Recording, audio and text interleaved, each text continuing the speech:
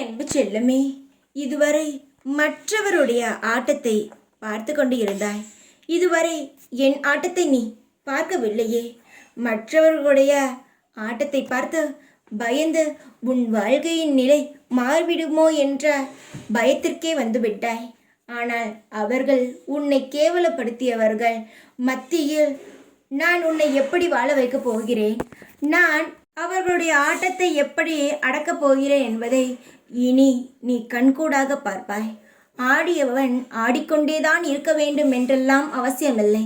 அடங்க வேண்டிய நேரமும் வரும். அடுத்தவர்களை பார்த்து கதறியது, அடுத்தவர்களை பார்த்து பயந்தது, அடுத்தவர்கள் என்ன சொல்லி விடுவார்களோ, நம் வேலைக்கு போனால் வேலை பார்க்கும் இடத்தில் நம் மனதை காயப்படுத்தி விடுவார்களோ, பக்கத்து வீட்டில் உள்ளவர்கள் காயப்படுத்தி விடுவார்களோ என்று ஒவ்வொரு நிமிடமும் யாராவது நம்மளை ஏதாவது சொல்லி விடுவார்களோ என்ற எண்ணத்தில் பயத்தில் உன்னை நீயே கூனி குறுகி ஒரு 4 செவுத்துக்குள் உன்னை பூட்டி வைக்கிறாய்.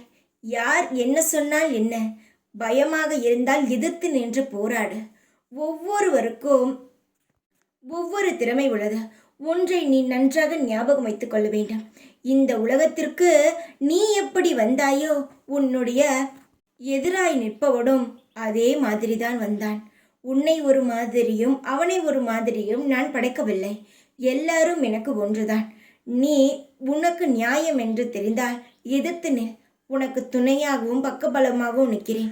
அதற்கு பதிலாக நீ அவனுக்கு பயந்தோ, உன்னை யாராவது ஏதாவது சொன்னால் அவர்களுக்கு அடிமையாகவோ இருக்க வேண்டும் என்று ஒரு பொழுதும் நினைக்காதே.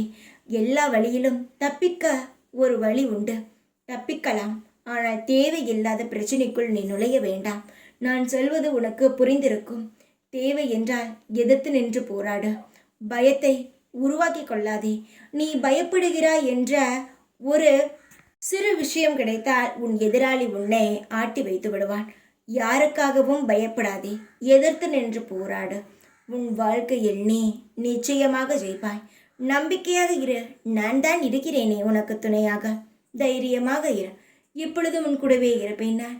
ஓம் சாய்ராம்.